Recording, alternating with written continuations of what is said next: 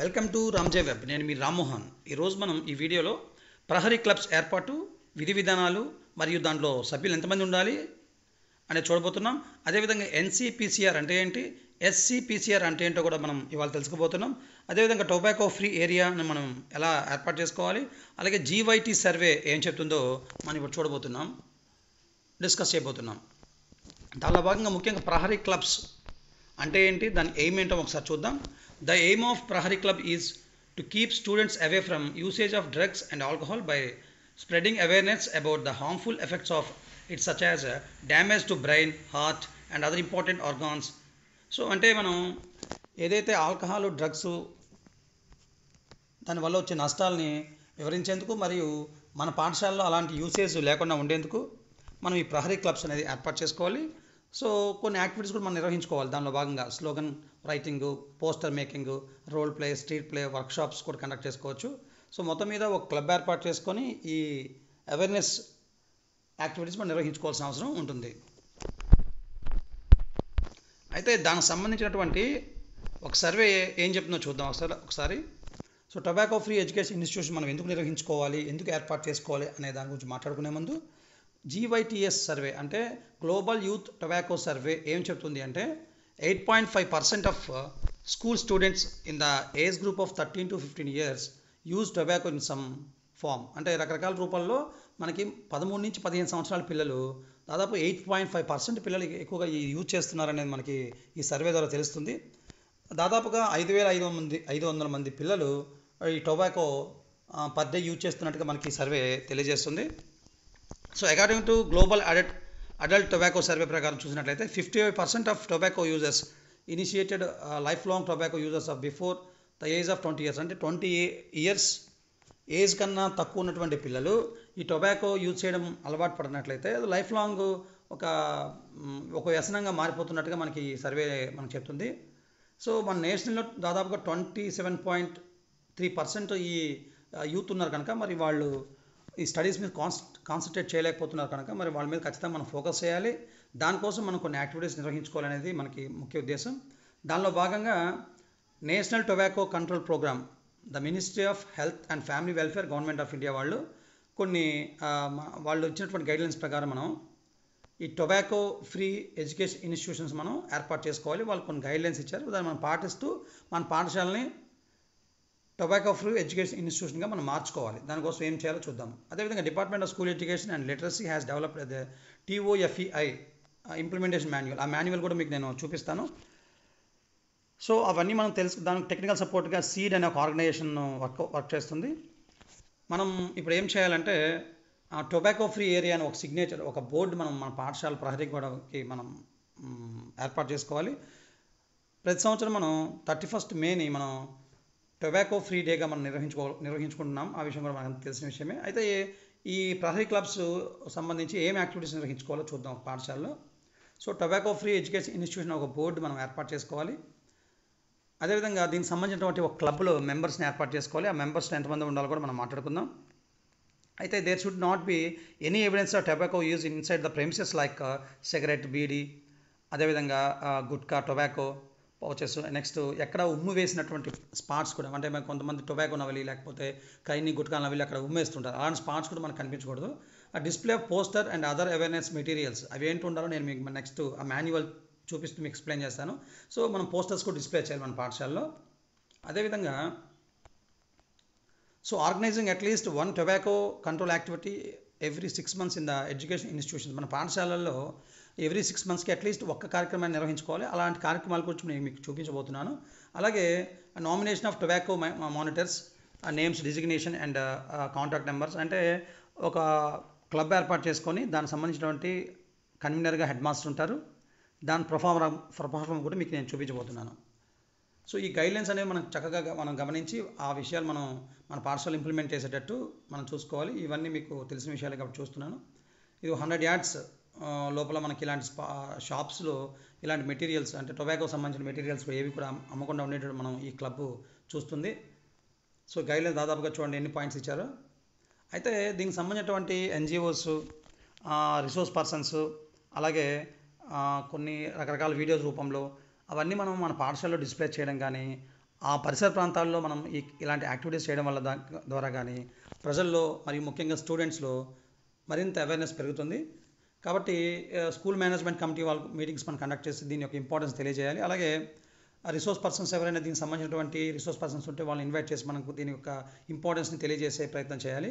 అదేవిధంగా మనకి తెలిసినట్లయితే ఈ విద్యాంజలి పోర్టల్లో కూడా మనం దీనికి సంబంధించినటువంటి మన నీడ్ని మనం తెలియజేస్తే దానికి సంబంధించిన రిసోర్స్ పర్సన్స్ ఎవరైనా వచ్చి మనకి చూస్తారు. కాబట్టి స్టూడెంట్స్, టీచర్స్, పేరెంట్స్ అందరూ కూడా ఒక కొలాబరేటివ్ వర్క్తో ఈ ప్రోగ్రామ్ మనం ఇంప్లిమెంట్ చేసి ముందుకు తీసుకెళ్లాలని మనకి తెలియజేశారు. అదేవిధంగా దీనికి సంబంధించినటువంటి ప్రొసీడింగ్స్ ఏంటి, మన గవర్నమెంట్ ఆఫ్ ఆంధ్రప్రదేశ్ వారు ఇచ్చినటువంటి ప్రొసీడింగ్స్ కూడా మనం ఇక్కడ గమనించవచ్చు. సో ఇక్కడ చూడండి, ప్రహరీ క్లబ్స్ ఏర్పాటు కోసం ప్రొసీడింగ్స్ ఇచ్చారు. ఇందులో 6th క్లాస్ నుంచి 12th క్లాస్ వరకు ఉన్నటువంటి పిల్లలు మనం తీసుకుంటాం. గైడ్లైన్స్ NCPCR గైడ్లైన్స్ ప్రకారం మనం వాళ్ళని తీసుకోవాలి. ఇక్కడ క్లియర్గా మనకు మెన్షన్ చేస్తున్నారు. కాబట్టి ప్రతి అప్పర్ ప్రైమరీ స్కూల్ కానీ హై స్కూల్ వాళ్ళు కానీ ఖచ్చితంగా ఈ ప్రహరీ క్లబ్స్ ఏర్పాటు చేసుకోవాలి. సో ఇక్కడ ఇచ్చినప్పుడు గైడ్లైన్స్ మనం చూసినట్లయితే ఇందాక మనం అనుకున్న NCPCR అంటే ఏంటంటే national commission for protection of child rights, దాన్ని బేస్ చేసుకొని మనం ఇవన్నీ ఈ యాక్టివిటీస్ వాళ్ళు ఇచ్చినటువంటి గైడ్లైన్స్ ప్రకారం మనం చేయాలి. అలాగే ఇక్కడ చూసినట్లయితే SCPCR అంటే AP state commission for protection of child rights, వాళ్ళు ఇచ్చినటువంటి గైడ్లైన్స్ని రెండింటిని బేస్ చేసుకొని మనం మన పాఠశాలలో ఈ ప్రహరీ క్లబ్స్ అనేది ఏర్పాటు చేసుకోవాలని మనకి ఈ ప్రొసీడింగ్ క్లియర్గా తెలియజేస్తుంది.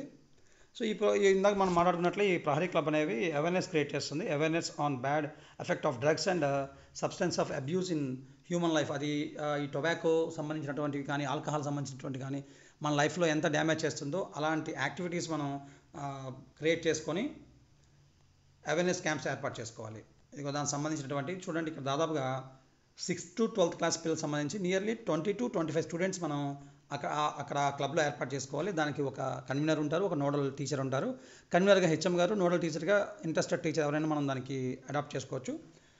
సో 300 కన్నా తక్కువ, 300 లేక 300 తక్కువగా ఉన్నటువంటి పాఠశాలలో 20 మంది విద్యార్థులు మనం సెలెక్ట్ చేసుకోవచ్చు ప్రతి క్లాస్ నుంచి కూడా. అదేవిధంగా 300 కన్నా ఎక్కువ ఉన్నటువంటి పాఠశాలల్లో ప్రతి 100 మందికి మరో 2 విద్యార్థులు మనం ఈ కమిటీలో నియమించుకోవచ్చు అనే విషయాన్ని మనకు క్లియర్గా ఇక్కడ మెన్షన్ చేశారు. ఇక్కడ చూడండి, 300 లేక 300 కన్నా తక్కువ ఉన్నటువంటి ఎన్రోల్మెంట్ ఉన్న పాఠశాలలో 20 మందిని మనం మెంబర్స్గా చేసుకోవచ్చు. అలాగే ప్రతి 100 మందికి మరో 2 మనం ఇందులో ఏర్పాటు చేసుకోవచ్చు. అయితే దీని యొక్క గైడ్లైన్స్ మనం చూద్దాం ఒకసారి. దానికన్నా గైడ్లైన్స్ చూసే ముందు ప్రొఫార్మా మనం ఏది మనం ఏర్పాటు చేసుకోవాలి మన పాఠశాలలో చూసినట్లయితే ఇక్కడ చూడండి, ఫర్ ఎగ్జాంపుల్ ఒక చిన్న మోడల్ మీకు పెట్టాను. ZPHS something Nellore rural, SPSR Nellore, date. So ఒక ఆఫీషియల్గా మనం ఒక క్లబ్ ఏర్పాటు చేసుకోవాలి కనుక ప్రహరీ క్లబ్ అని హెడ్డింగ్ పెట్టి చూడండి, ఇక్కడ మ్యాటర్ ఏముందో ఒకసారి గమనించండి. The Prahari club of ZP school, దాని అడ్రస్ కూడా రాయాలి అక్కడ, has been constitute to spread awareness and synthesise the students about the ill effects of drugs and substance abuse. కాబట్టి ఈ విషయాలు మనం ఇలా హెడ్డింగ్ పెట్టుకొని రాసుకొని, సో మా పాఠశాల కూడా టొబాకో ఫ్రీ జోన్ కోసం ఇది పాటుపడుతున్నట్టుగా ఇక్కడ రాసుకొని ప్రిన్సిపల్ సిగ్నేచర్ పెట్టి ఇక్కడ చూడండి ఒక నోడల్ ఆఫీసర్ ఉంటారు. నోడల్ ఆఫీసర్ ఎవరు ఉంటారంటే మనకి హెడ్ మాస్టర్ గారు ఉంటారు, కన్వీనర్గా ఒక టీచర్ ఉంటారు. అలాగే మెంబర్స్, స్టూడెంట్ మెంబర్స్గా మనం పిల్లలు ప్రతి క్లాస్ నుంచి 6వ క్లాస్ నుంచి 12వ క్లాస్ వరకు మనం తీసుకోవచ్చు. దానికి సంబంధించినటువంటి ఈ విధంగా మనం ప్రొఫార్మా ఫిల్ చేసుకోవాలి.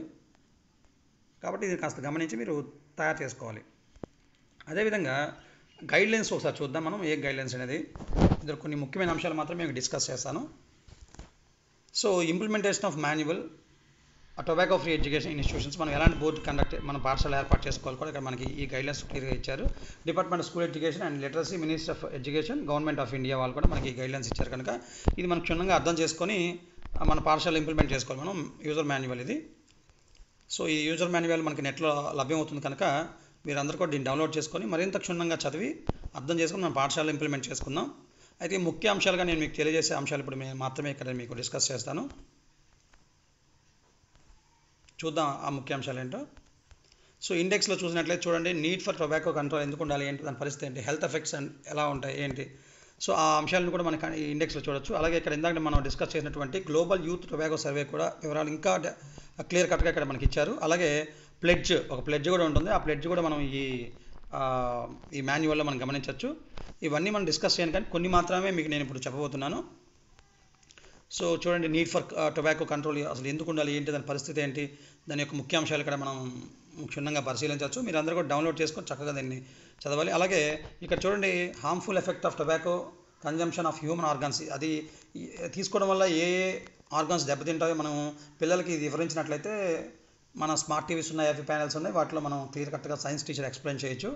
సో ఇక్కడ చూడండి చాలా ఆర్గాన్స్ డ్యామేజ్ అయిపోతున్నాయి. ఇవన్నీ మనం పిల్లలకి ముందుగా చెప్పినట్లయితే పిల్లలు కూడా ఆ క్లబ్లో ఇవి డిస్కస్ చేసుకొని బయట కూడా అవేర్నెస్ క్రియేట్ చేయొచ్చు. అలాగే మన పాఠశాల పరిసర ప్రాంతాల్లో ఒక స్మోకింగ్ చేసినా లేకపోతే ఈ టొబాకో ప్రొడక్ట్స్ యూజ్ చేస్తే మనకి దానికి సంబంధించినటువంటి లీగల్ ప్రొవిజన్స్ కూడా మనకి ఇక్కడ ఇచ్చారు. దాన్ని కూడా మనం గమనించవచ్చు.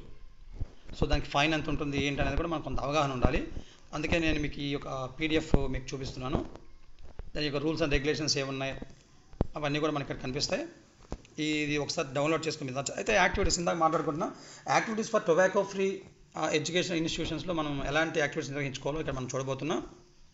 సో మొదటి యాక్టివిటీగా చూడండి, display of tobacco free area. ఈ బోర్డు మనం ఖచ్చితంగా పెట్టుకోగలగాలి. అందులో మ్యాటర్ ఎంత ఉండాలి, ఎంత సైజు ఉండాలి, అంటే అడ్డంగా మనం 5 ఫీట్స్, నిలువుగా 4 ఫీట్స్ ఉండేటట్టు మనం ప్లాన్ చేసుకోవాలి.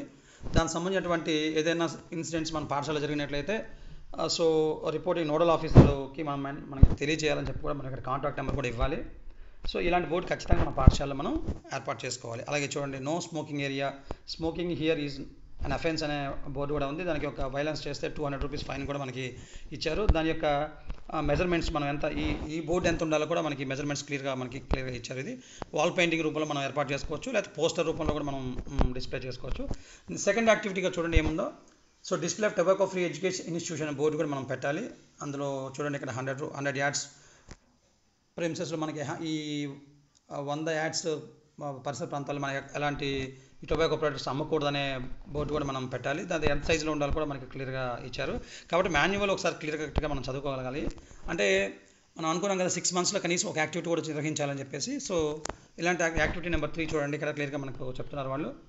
సో ఎలాంటి టొబాకో పౌచెస్ కనిపించకూడదు, మనకి స్ప్లిట్టింగ్ స్పాట్స్ కూడా కనిపించకూడదు, ఉమ్మి వేసినటువంటి ప్రాంతాలు.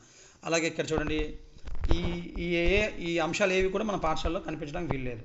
ఒకవేళ ఇవి మనకు కనిపిస్తున్నట్లయితే ఇక్కడ ఉమ్మి వేస్తున్నారు ఆ స్పాట్స్. సో ఇలాంటివి లేనప్పుడే మన పాఠశాలని టొబాకో ఫ్రీ జోన్గా మనం ప్రకటించుకోవచ్చు. సో నెక్స్ట్ యాక్టివిటీ చూడండి, దీనికి సంబంధించినటువంటి పోస్టర్స్ కూడా మన పాఠశాలలో ఇవి అతికించాలి. దీనికి సంబంధించినటువంటి యాక్టివిటీస్ కూడా మనం నిర్వహించాలి. So drawing competitions, slogans, next poster making competition, ఇవన్నీ కూడా మనం నిర్వహించుకోవచ్చు మా వెసులుబాటు బట్టి. So organising at least 1 tobacco control activity 6 మంత్స్లో మనం నిర్వహించుకోవడానికి కొన్ని activities, poster, slogan making, essay write competitions, ఇవన్నీ మనం ర్యాలీస్ కానీ. సో అలాగే మనం మాట్లాడుతున్నట్టు 31st మే మనం జరుపుకుంటున్నాం మనం వరల్డ్ నో టొబాకో డేగా.